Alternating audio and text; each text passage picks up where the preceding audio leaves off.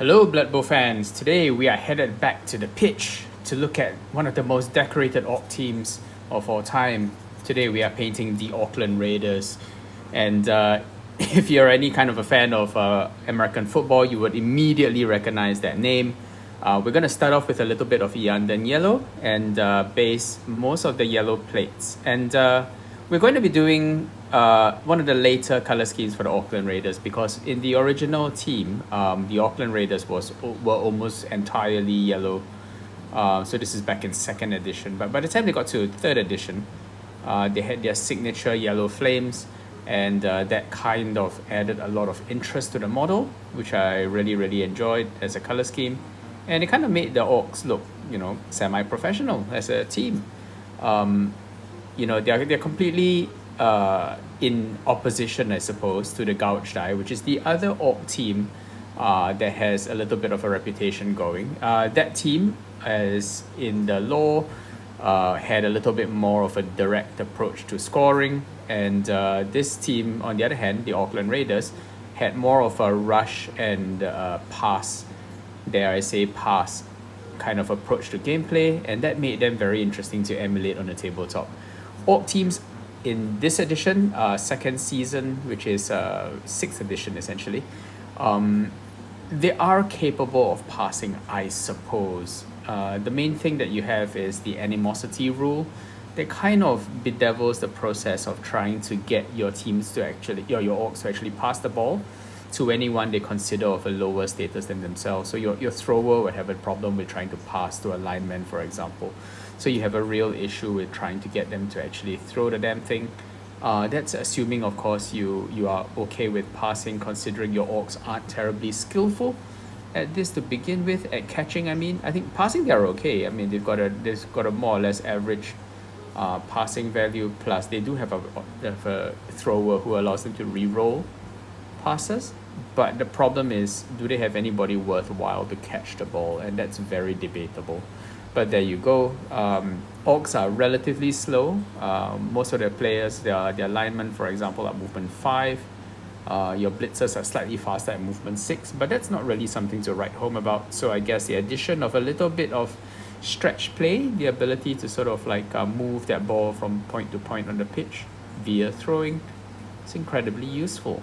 But of course, as with all things, I think the Gouged Eye kind of always performed better than the Orcland Raiders in the lore, and eventually the Orcland Raiders gets redesigned as a Black Orc team after Blood Bowl 30, which is the in-game competition.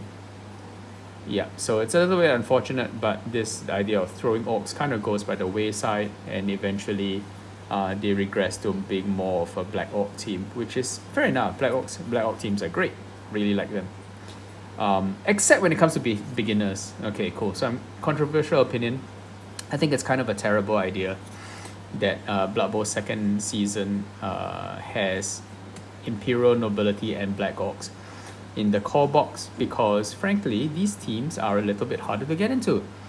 And what is the point of a starter box if not to convince you that you want to actually play the game? Therefore, I feel the core box should be made as, beginner friendly as possible. And as we know, the player base for most Games Workshop games is kind of going down, in terms of numbers, going up in terms of age, and that means you really need to be getting more people to be playing this game or these games.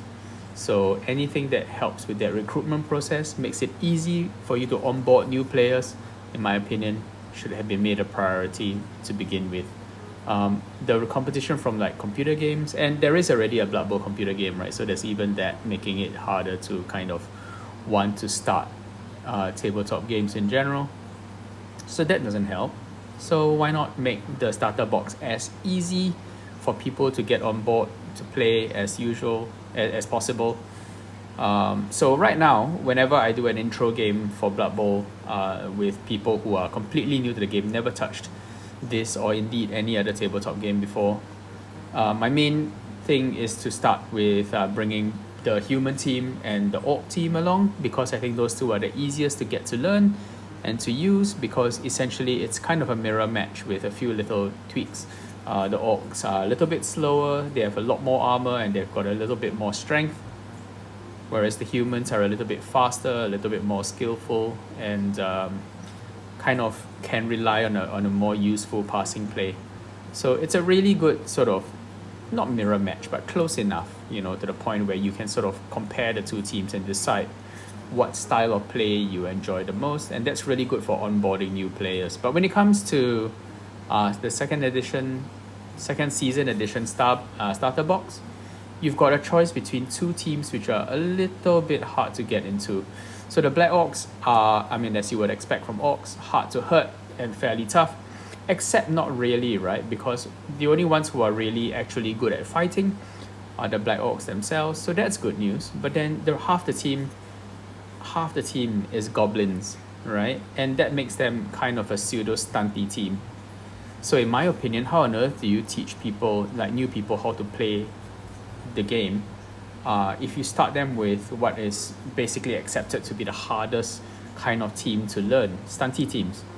Stunty teams are any team that basically is comprised of little guys, so anything that's basically strength 2 and below generally is considered a stunty team. So that's pretty hard, because your Black Orc team basically allows you to have 6 Black Orcs. Black Orcs are wonderful, they're strength 4, you know, they're real bruisers and they're kind of great for like smashing things.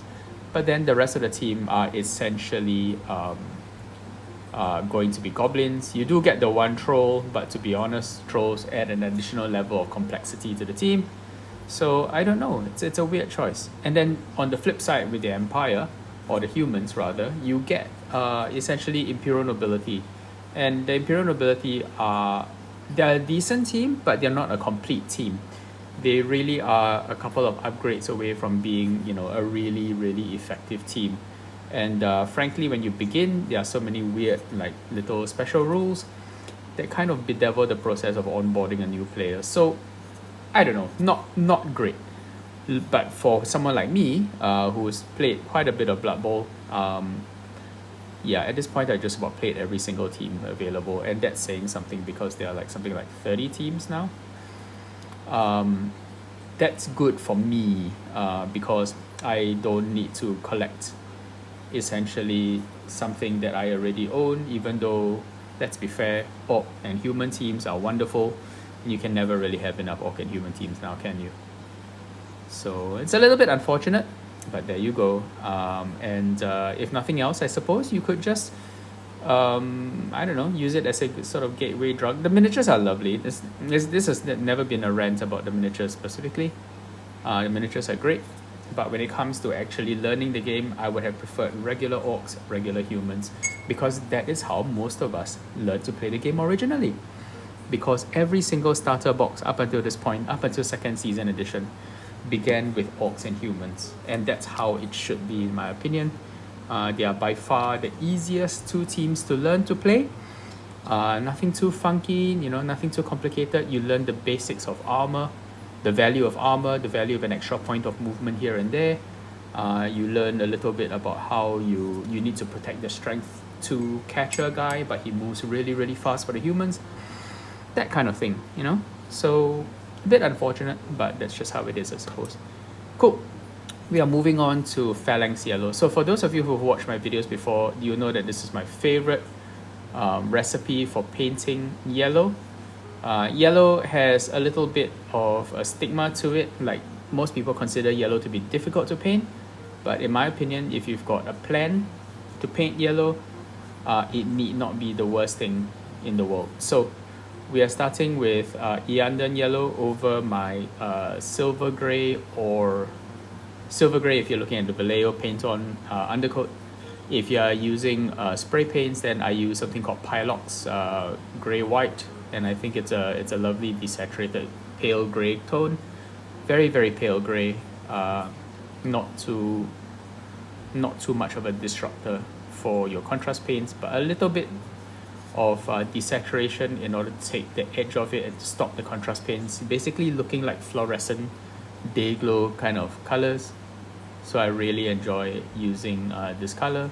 As you can see visually, you know, the colors look vibrant over it, no issue there at all. And it's a really good start point for painting models using lots and lots of contrast, which is what I tend to do on this channel. So yeah, I am putting on Phalanx Yellow, which is a Games Workshop color. Really nice and bright, really vibrant, and a really good way to sort of add that initial highlight.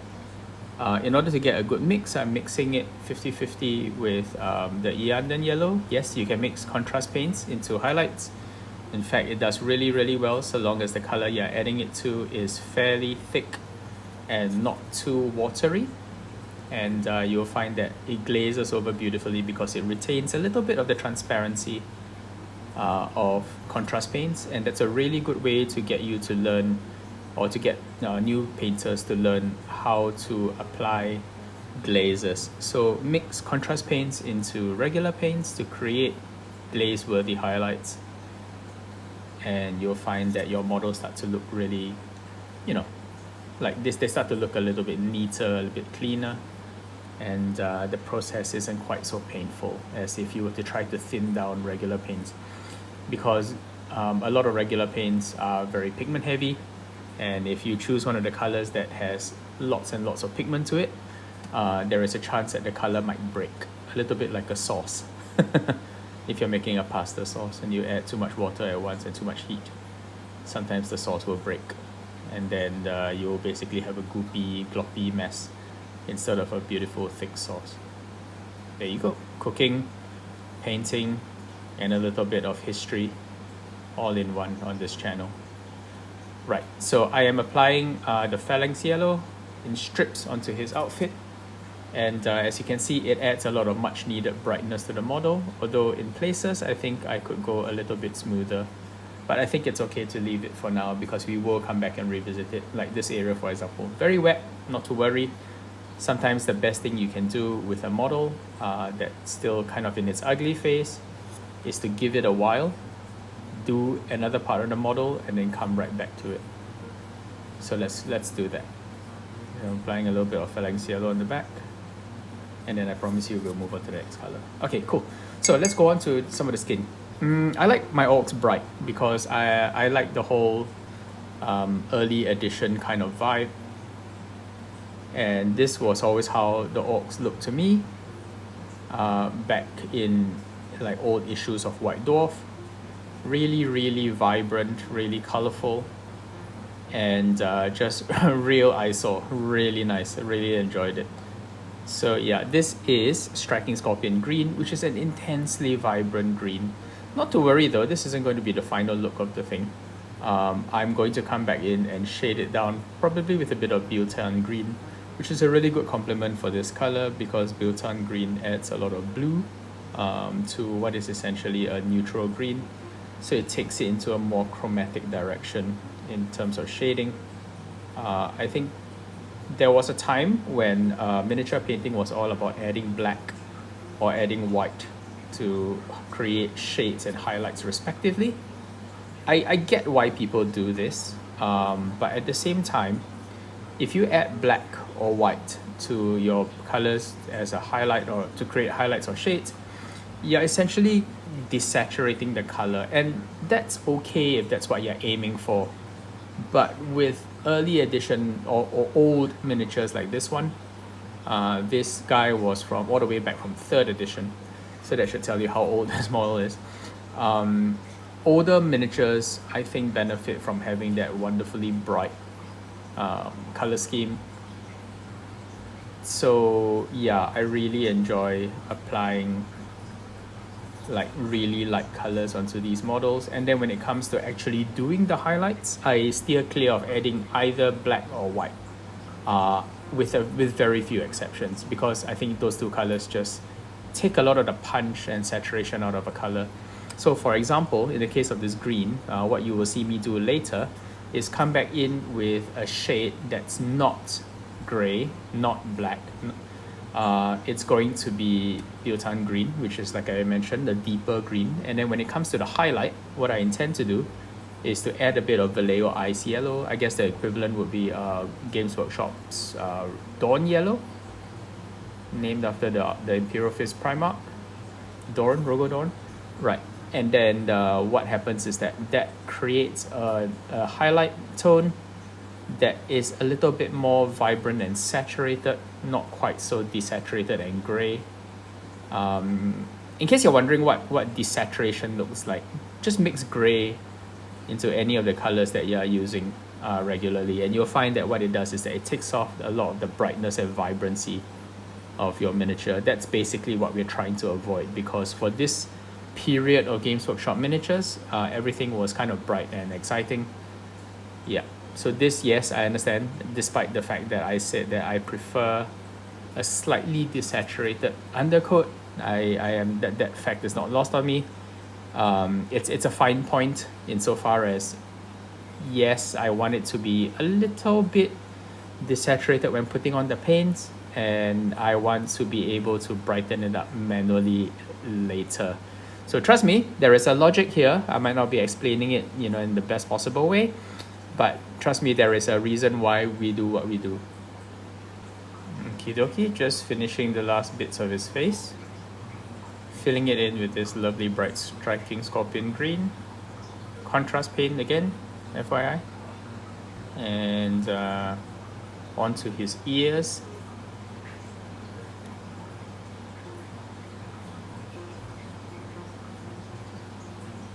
And in case you need it, as recommended by one of the viewers, I will be putting the full list of paints used into the description below, so feel free to check that, just in case you need to know which paints you need to get a hold of when you are following along with this video. Don't even know whether I want to call these tutorials, to be perfectly honest, more like rambles and rants. Yeah.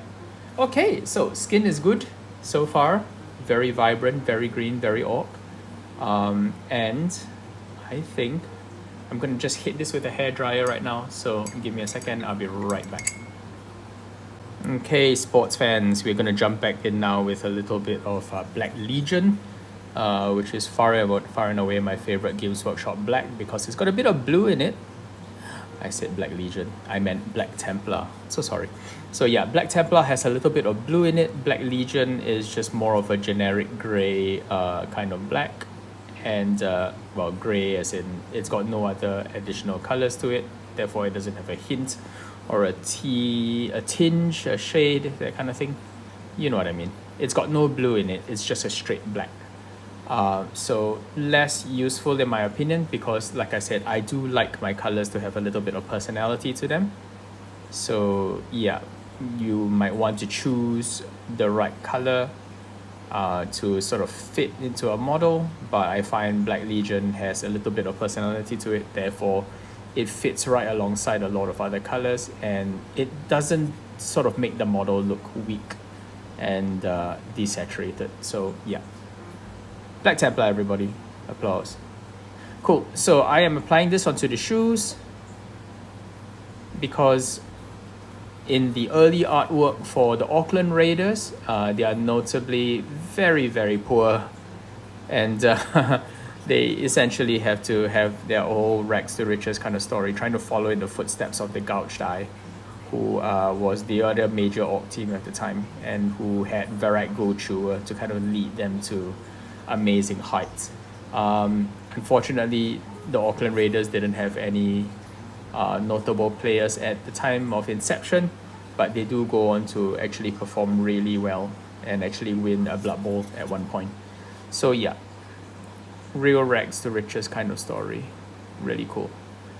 So yeah, most of their strip is actually yellow, of course, as you can tell, but I guess the backup color or the secondary color for their strip is actually black. And this you can see in abundance on this miniature, because he actually does have a kind of a t-shirt underneath his massive shoulder pads. This giant shoulder pad look was something that was incredibly compelling to me, and I don't really know why. Even as a schoolboy, right, in class, I would spend a lot of time drawing just like elves and dwarves and orcs and humans all wearing like armor with giant shoulder pads. It was just really compelling for me for some bizarre reason. I just thought it looked really unique and distinct. It was a little bit strange in hindsight, but it was very 90s. Really enjoyed it. So yeah. This model was released in, I believe it was 1994. And it had all of the distinction of being, you know, a model from that era. Like it looked really straightforward to paint, easy to get to put together and so on. And wait, was this 94? Now that I think about it, it might be a bit later, because 94 is when you had the Gary Morley team. Okay, don't quote me on that. I am not sure. This model might be later, despite the fact that it looks a lot more simple than the Gary Morley sculpts of that era. But there you go. As far as a starter team, you know, a really good beginner's team to paint, to really ease you into the idea of miniature painting. This team and the corresponding human team were wonderful. Both of them are really, really good starters, and they're really straightforward to paint, and a really good way to get people in before they start trying to play all the more funky teams. Like beyond the basic orc team and the basic human team, the world's your oyster, right? Because you really could branch out in a million different ways. You could go to play the highly skillful but very, very fragile elves. You could go into that madcap like goblins. You could go into really hardcore like close-up play with dwarves. Excellent opportunities abound. And that's really the vista that you should be presenting new players with, so that they can decide exactly how they want to explore the Blood Bowl world, rather than confronting them, in my opinion, with what are two fairly complicated to learn teams in the form of Imperial Nobility and Black Orcs. But you've heard me rant about that before, so we'll move on. Anyway, the Orc team is an excellent team, even if you know, have played plenty of Blood Bowl. I think there's something about their reliability and their ability to sort of like shoulder their way through a lot of injuries and death and loss and violence that really puts them in good stead. I think the team breakdown is excellent. You've got linemen. In fact, when I first looked at it, I didn't realize that you practically did not need linemen, which is a little bit unfortunate. But because of the way the team breaks down, you can have 4 blitzers, 4 Black Orcs, basically 2 throwers, and that's 10 models already. In fact, all you really need is 1 lineman, which is a little bit strange because the most of the starter sets give you a lot of linemen, but the linemen aren't terrible. They're just not particularly fast, and they can really stand up to a beating because their toughness is so high. They've got lots and lots of armor, and they're not particularly deficient in any real way other than their movement of 5. So they're perfectly good for, as the name suggests, forming up a line and sort of building those key fundamentals that new players need to sort of get their start in Blood Bowl. So like building the strong bones and teeth of a good Blood Bowl career. So yeah, like Orcs, man, honestly, why are they not featured in this new box set? And for that matter, why are not the humans featured? We'll never know. Plus, Orcs are really, I mean, they're an easy sell, right? Because they're such a common archetype, and they're so easy to paint. They're sort of big and chunky, and the models don't need a lot of detail for you to understand what they are. Oh well. Okay, cool. So we're coming back to Phalanx Yellow, this time again with a bit of Iyanden Yellow to kind of help it blend well. And we're going to build this up on the shoulder pads because I am very tempted to put on a flame pattern on this shoulder pad. Now the flame pattern really only crept in with later editions.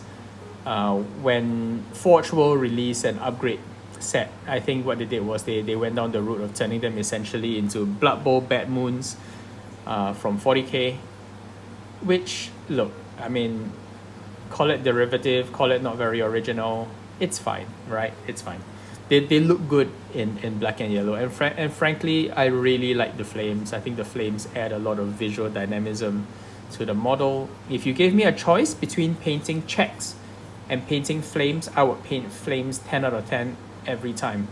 I have an entire epic, 40k army, which I painted with checks on them. Hated every moment of it, but flames, no issue. Really easy to do. And I will show you this on camera even, hopefully. As soon as I have a layer of yellow that I am pleased to be able to work off, I will show you how that goes on, I think, the rounded shoulder pad, the one that looks a little bit more like a Space Marine shoulder pad. So yeah, let me just make sure that the yellow is looking good and ready, and then I will go right ahead and put on some flames onto that shoulder pad. I will steer clear of the numbers though, because I think that can come later. And I don't know, I think this guy might just be a singleton orc of 1. We'll come back to it later. Cool. So while that's drying nicely, I'm going to jump into doing a bit of green plus a bit of ice yellow, like I mentioned, to create the first highlight for the skin. I like to, well, it really depends on how you feel about it, but I think I will go with the highlight first, and then after that worry about the shade, simply because I think this model, like the Striking Scorpion Green, has done a pretty good job of providing some shading already. So as with all models, of this nature, make sure you get the knuckles on the hands early. Then block in things like the forearms, like what I'm doing now. So make sure that you get these like 1, 2, 3, 4 knuckle bones, metacarpals, metatarsals, I have no idea, carpals, I think, metacarpals, because carpal tunnel syndrome is what you get with like being chronically online, right? So yeah, and then we put a little bit more paint onto the forearms, and you can sort of see the ice yellow does a wonderful job of highlighting the green without making it washed out and boring. If you add white, you're going to end up with a model that looks washed out and a little bit desaturated, so that's not ideal. Add ice yellow and you get a green that's nice and vibrant. Any other yellow that you add, in my opinion, takes it too far towards yellow, and that's just not my preferred way of doing things. Your mileage may vary. This is just how I like to do things. Cool. So forearms, these models don't actually have a lot of muscle tone, so we're going to be very carefully adding a little bit of that, not too much, because we don't want this guy to look like absolutely ripped. He's an orc, right? He's not like an elf war dancer or something. So we just want to make him look like hulky and chunky. And let's just lean into the cleanness of the sculpt, how there's very little actual extraneous detail on the miniature. Let's just lean into that cleanness, cleanliness, plainness even, and make sure that we don't end up with something that looks too heavily striated. Butt cheeks, thighs, I added, I'm not sure if I like that. Yeah, maybe just tone it down a little bit. Ass cheeks, thighs,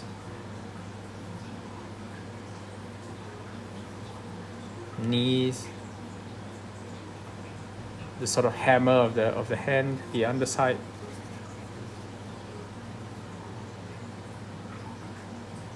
And just keep these highlighted areas nice and long, spindle shaped highlights. When you apply a highlight stroke, you want to kind of make sure you taper them at the end like that, so that they blend naturally. I hope you can see that actually. I don't know whether that's very visible on camera, but yeah, essentially you want a spindle shaped highlight, because that allows it to be more easily blending into adjacent colors.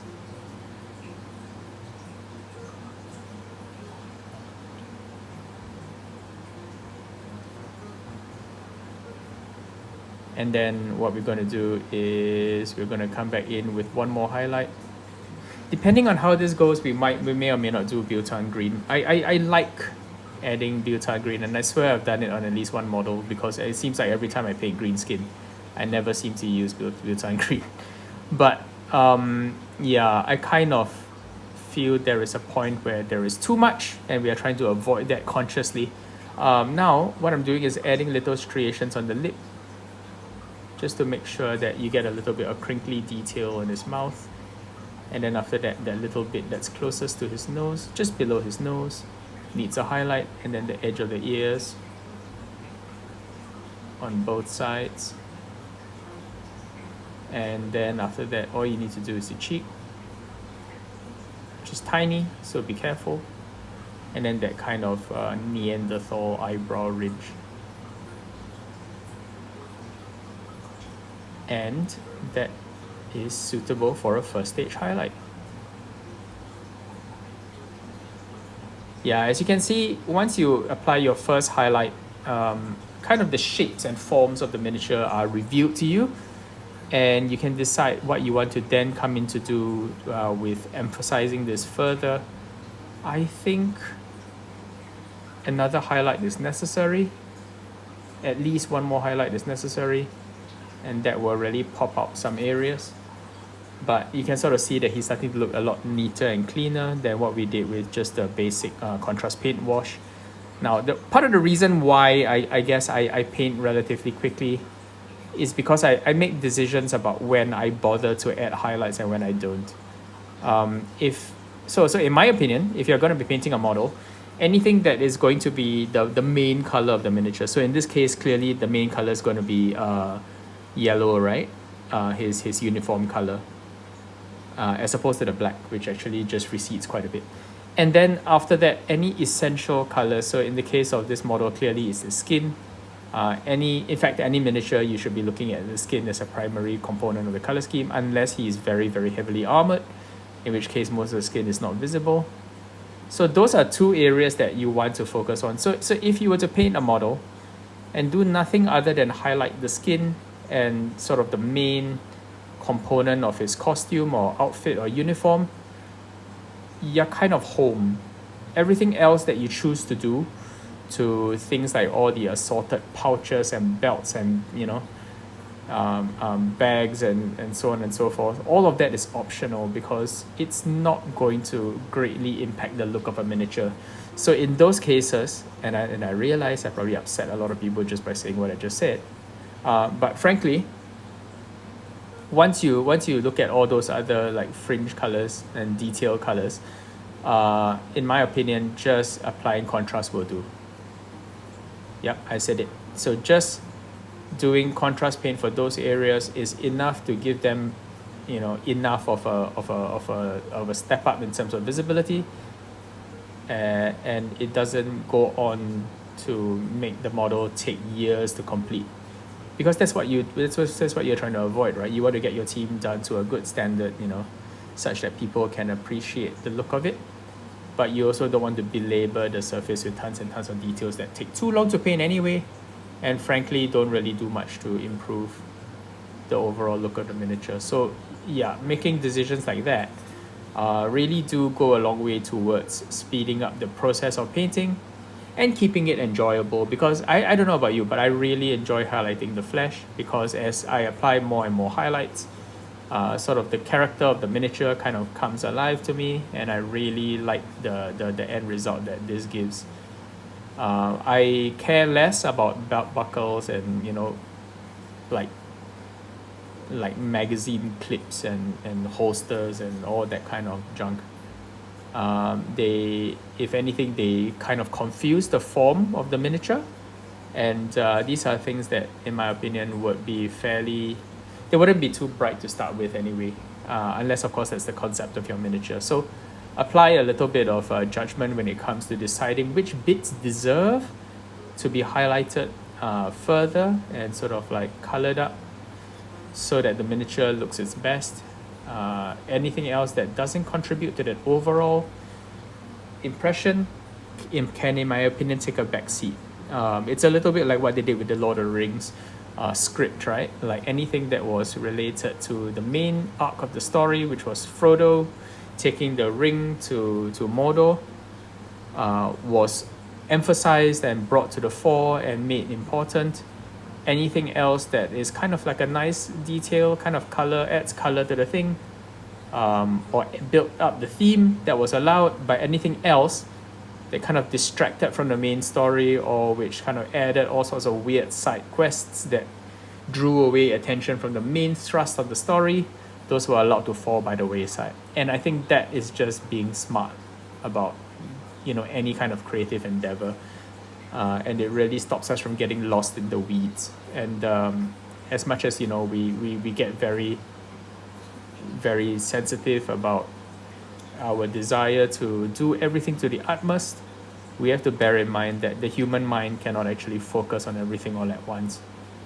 And some things we can be chill about, you know, don't really need to let it take over the process. And I mean, if I'm to be honest, a lot of these, like little painting all these little straps and details and putting edge highlights on every single, you know, belt buckle and so on, it's not the most fun to do. I'm focusing instead on the brilliance of doing this guy's skin to be as nuclear bright as possible, and that allows us to see his face better, which is wonderful, because we can appreciate what kind of a happy look he has just to be there helping the Orcland Raiders win their next Blood Bowl game. So yeah, just really essentializing, you know, focusing on what gives us joy in painting a miniature, and maybe focusing on those bits rather than getting lost in the weeds every single time. Okay, I'll get off my soapbox now. Sorry about that. I do wax lyrical when I paint these models because I do a lot of thinking when I paint, and there comes a point where you've painted enough, and frankly you do it by autopilot as I do, and you end up saying a lot of philosophical garbage. And I hope that doesn't turn too many of you off, or to be honest, if you're here this many minutes into a video about painting an obscure plastic orc, I hope you might be here for, well, just to hear me rant about stuff like this. If not, it's okay. You can skip past. I won't be bothered. Okay, cool. I'm gonna jump in and do the silver bits now. I'm letting the black be something that I do later on, because I think I kind of want to have a finished model before I decide how I want to apply the black flames. So not to get myself distracted from finishing all the details, because let's put it this way, you're going to be tired after you do black flames, right? You're going to be a little bit bleh, because it takes a lot of attention, it takes a lot of like focus. So you might as well get all the easy stuff done and out of the way, so that it can be kind of the finishing touch to the model when you're happy with the look of it. And then that can be just the icing on the cake, as it were. So I'm putting silver on this buckle. I'm going to put a small amount of red actually around that skull, just because I wanted a little bit of a nod to the later color schemes of the Orcland Raiders, where they incorporate a slight amount of red because of the ogre face that they use as their sigil, but which is notably missing from this model. Also, I'm going to put a little bit of white because I realized this model has laces. Okay, so that's fine. Let's just do that. Cool. I think it's looking decent. A bit of black to clean up the silver, and I think that looks all right. Cool. I am pondering another hairdryer break right about now, but I think it's okay. Let's jump in and detail the black a little bit. So a little bit of white, a little bit of black Templar, and we have a very mild gray. And I'm doing this mostly because the tips of the shoes are very visible. So leaving these unhighlighted would not go well, I feel. Although, if you were in a rush and you were getting the team painted quickly, I don't think anybody would notice too much if you left the shoes just jet black, because frankly, that's not what our brains naturally focus on. Our eyes don't naturally go to peripherals like shoes. Not unless you're a fashion buyer in your daily life, for example. or something, where you know it's sort of like career related. But otherwise, I don't think our eyes naturally flip to shoes, especially when we're looking at a 200 kilo orcish monster who's staring at your team hungrily from across the pitch. You're worried about how to keep your elves alive, aren't you? Very much so. Okay, so paint the top of the shoe.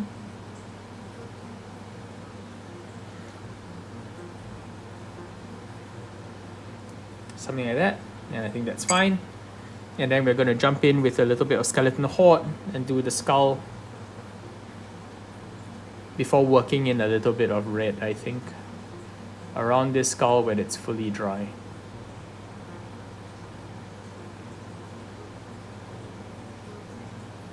So skeleton horde is a wonderful color for applying over my silver gray, Vallejo silver gray, or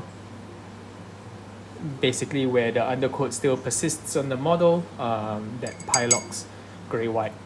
And then we're going to move on to Fireslayer Flesh, which I have started to use as a really good color to do things like leather, because I think in the past I used colors like snakebite leather, but I think snakebite leather is a little bit too dark. I think Fireslayer Flesh, which is a dark flesh sort of color, is excellent for creating leathers that kind of still have a little bit of brightness to them. As you can see here, this is Fireslayer Flesh, and I think it's going on beautifully. Plus, it shades really well. You know, for contrast paint, some contrast paints pull really well in the recesses to create that sort of that gravity shading. And others don't do it quite so well, I think, in my opinion. Fireslayer Flesh does this beautifully. So I like to use this now for leather. And in case you're wondering, Fireslayer Flesh is quite distinct from Guilliman Flesh. So I would not use Guilliman Flesh for this purpose. Guilliman Flesh is because it's sort of like emulating a Caucasian kind of pink. Yeah, it comes across as too red or too pink. So that's not the ideal color in my opinion. I would use Fireslayer Flesh. There we go. I've left this side undone because I think it may be still a bit wet, so I'm going to be very careful. As you saw just now, I added some silver gray or white to clean up some of the areas, and I don't want to sort of get any of Fireslayer Flesh into that because that would cause a giant pool to form. You don't have to worry about this if you are trying to emulate this paint job because you're not painting on camera, so you don't really care. But for me, I'm trying to make this as unmessy as possible because you guys are watching. And then he's got this leather, they're kind of like teruges but for his helmet. I'm not sure what these flaps are called, but yeah, just having these on the sides of his head really sort of helps to visually frame his head, plus makes it look a little bit more like rugby strip. If you've seen like rugby players, sometimes they wear these awesome like leather caps to protect their ears. Although this orc is not protected, his ears are quite visible and quite vulnerable, but he's an orc, he can take it. Yeah. So a little bit more gray for the second stage highlight, and these are things that you can just get done very, very quickly, but it's really just to make sure that the shoes look nice and bright, like so. If you're worried about the highlight being too large or crude, don't worry about it. You can always come back in and cut away at it with a little bit more black Templar. But for now, we just want to make sure that the very largest folds have a little bit of gray on them to help them pop slightly. And then we're going to focus on the back where you've just got these tiny little corners on the edges of these folds. And then, like I said earlier, we can come back and we can sort of clean up a little bit with a bit of black Templar, just to make sure that the highlights are nice and small. Right, he's looking pretty good in my opinion. And I think what we want to do next is to come back in with a little bit of Nuln Oil and sort of shade down the metal areas that he's got going. So that includes his earring over there, this band of metal around his helmet. And when you apply this, what you're really trying to do is to make sure that the black flows into the crevice just between this and the adjacent color. It was a little bit yellow before, but I don't think the yellow was strong enough to differentiate these two colors. Black is a much better choice if you've got it edging metal. Edging metal sounds like a Necron Kama Sutra. Don't quote me on that. But you get the idea. I'm sorry guys, I don't know where that came from. Don't mind me. But you get what you get. Alright, so just his helmet. And then there's a little bit of a gap there which I've left for his skin actually, because I've left that out. Cool. Yeah, so I think he's looking pretty good. Let's come back in with a little bit more skeleton horde for the skull and for his laces. On the left side it's a bit wet still, but let's see if we can sneak a bit of color in, kind of like that. That looks fine. And then like I mentioned earlier, I want a bit of red on his belt buckle, so let's do that now very carefully while everything else is drying. And this we will also use for his eye sockets. So let's go. A little bit of red just around this. Very subtle. I might have to clean up the silver slightly, but you know, not a big deal.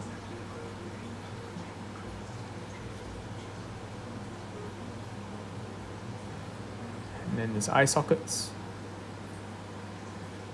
Or his eyes, as the case may be.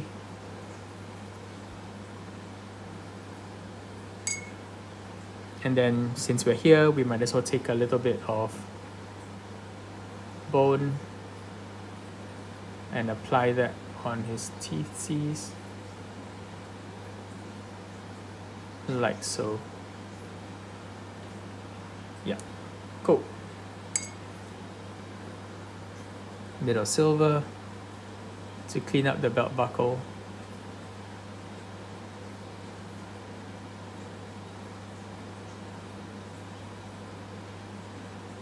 In my opinion, he's really starting to come together.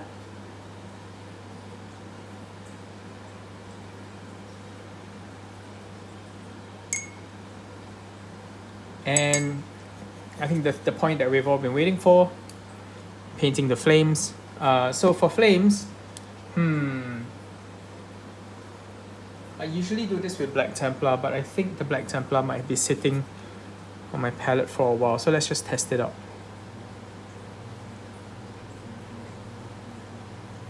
I think that might be okay actually.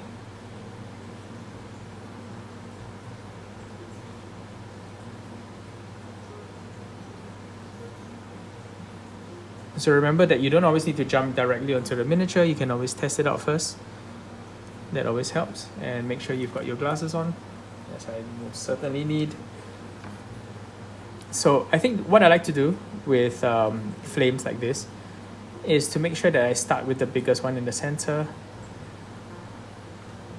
Actually, you know what? That's not going to work. I want the paint to be a bit thicker, so I'm going to reach over and get a little bit of black, because there is a perfect kind of amount of black that you need. There's a certain thickness that you need, and if it's not thick enough, then it's going to cause you grief later on. So let's start by putting the first flame, if you can see, like this, and then thicken it, basically painting an S shape by letting it get fatter towards the bottom, like that. So that's the first one. Make sure that the tip is nice and sharp.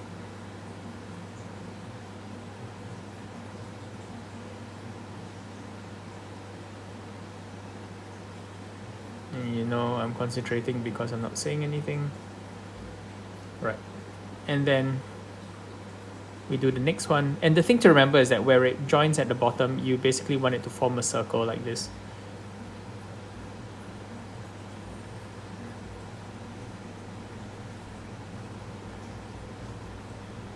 Like that.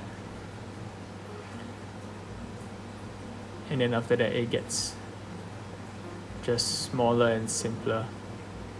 But where it connects at the base, you kind of want it to basically be a circle.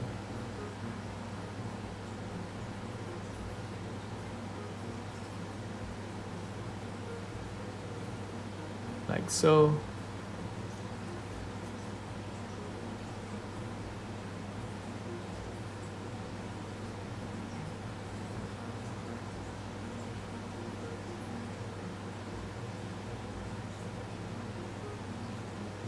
Yeah,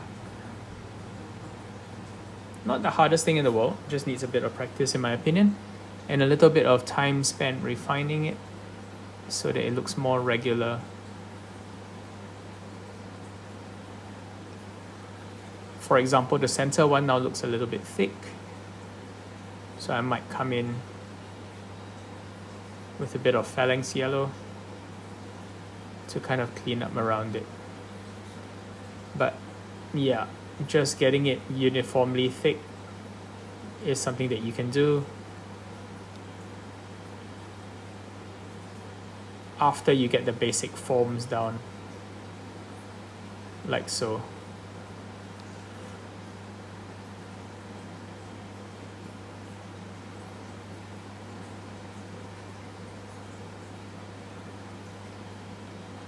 Like this. And then just because we can, what number should he be? Let's make him number 6. And the nice thing about orcs is that you can sort of make it look a bit scratchy and cracked.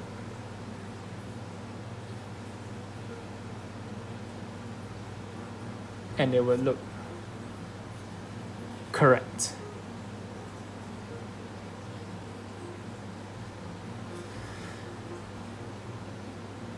Okay, just making sure everything is nice and rounded at the bottom where they meet. And now I think I will come back in and fix that center flame just a little bit with Phalanx Yellow and Iyanden Yellow.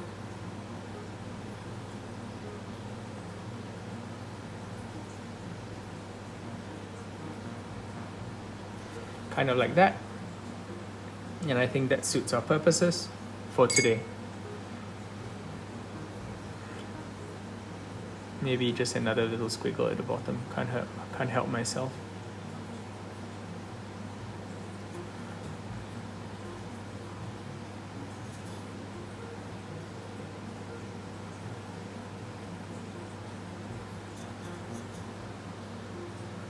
Alrighty, so I think that's fine. Put a number 6 over here as well.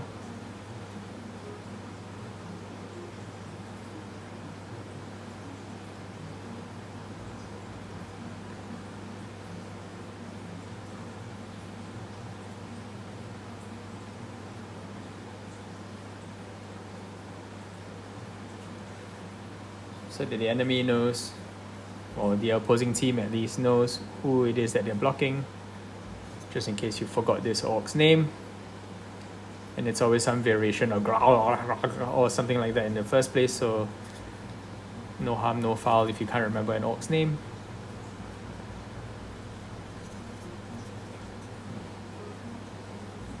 No harm, no foul. Perfect.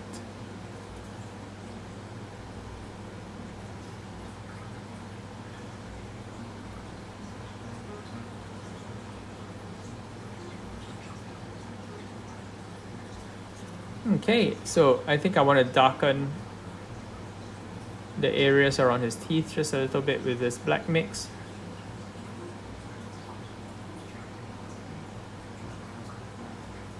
It's a mix because it's black Templar plus Vallejo black. like so, just to make sure that we can tell where everything starts and stops. And we might as well draw a line across his mouth, because that is a real cliff of a mouth, isn't it? And yeah, I think it's time to come in to shade the metal around his belt buckle a little bit, just to make sure everything's nicely separated.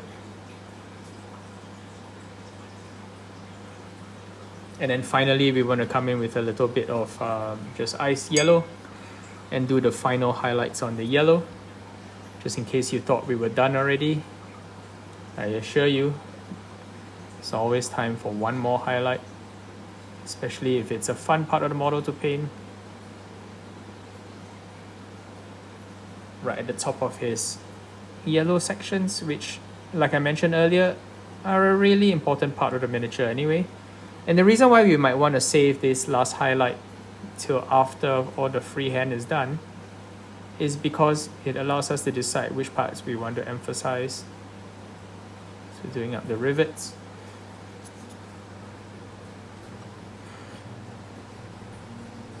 And this highlight really should be only on the extreme edges.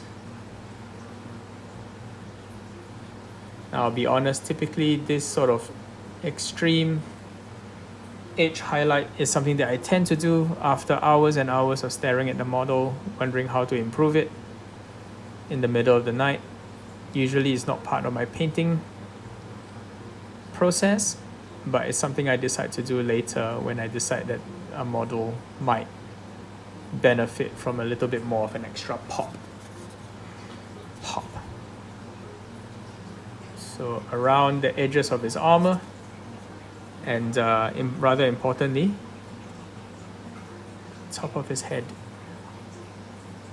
Now I find that this final highlight, if you place it at the exact right place, it can make the miniature have almost like a candy-like quality, like a little gemstone,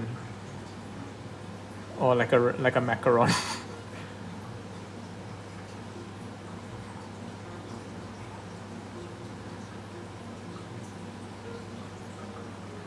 A little bit of perfection that sets it off.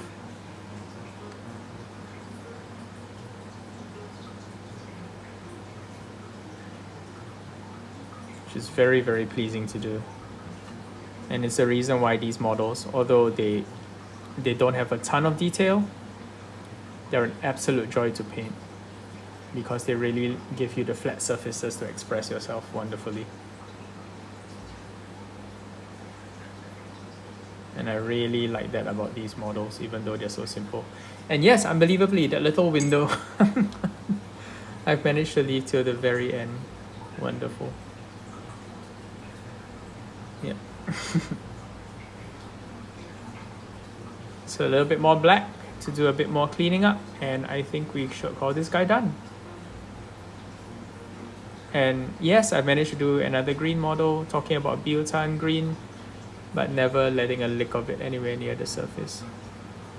I'm beginning to think that's a bit of a running joke with the way I paint models, because, you know, the best laid plans sometimes don't survive contact with the enemy. And that's just how it is.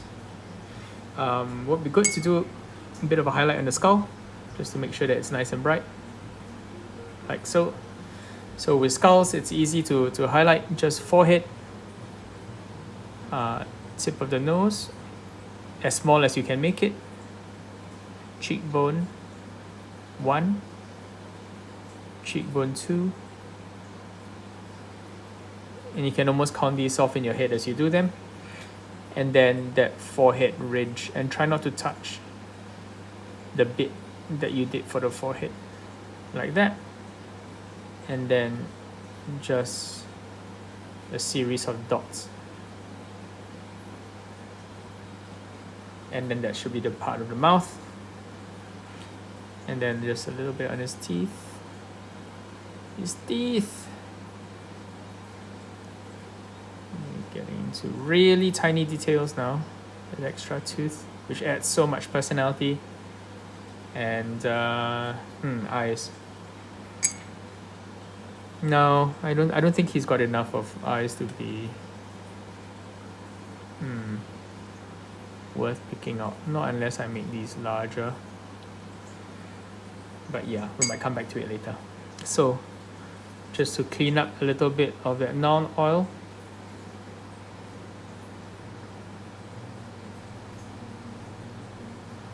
Sorry if I'm making the camera shake a little bit.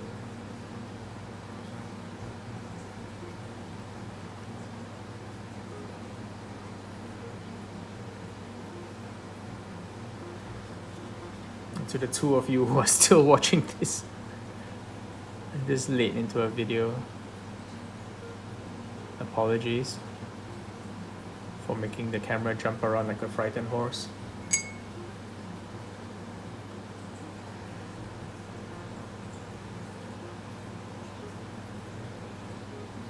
Just touching up the silver around the belt buckle.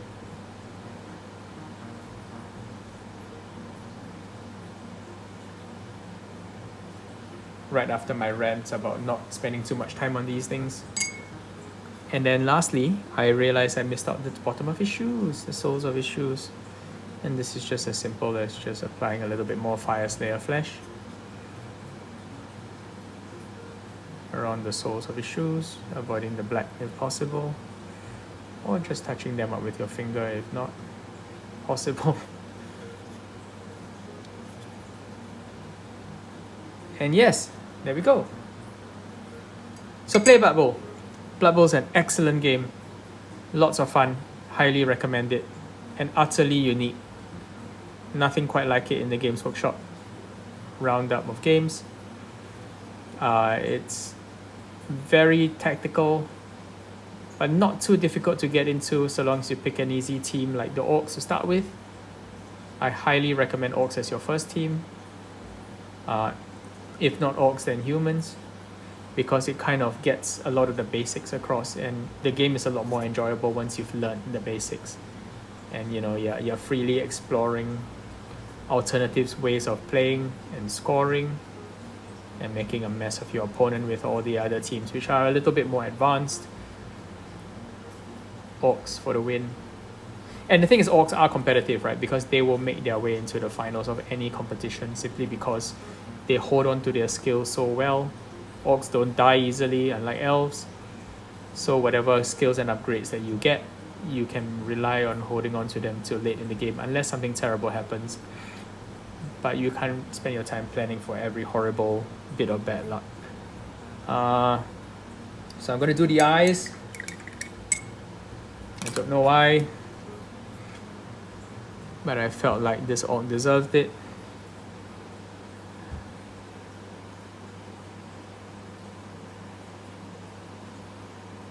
There's a tiny bit of ice yellow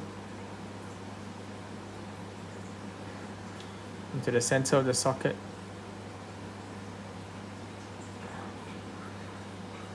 One is a bit larger than the other, but it's kind of okay.